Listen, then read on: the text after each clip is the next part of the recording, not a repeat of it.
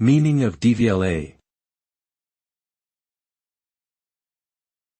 DVLA. DVLA.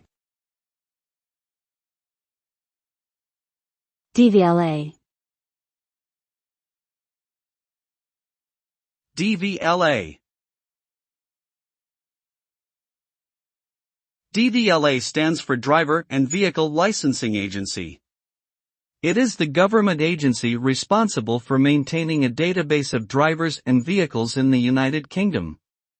The DVLA issues driving licenses, registers vehicles, collects vehicle taxes, and enforces vehicle-related regulations.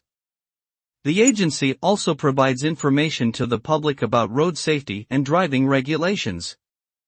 Its mission is to facilitate safe and responsible road use and to support law enforcement efforts to combat vehicle-related crime.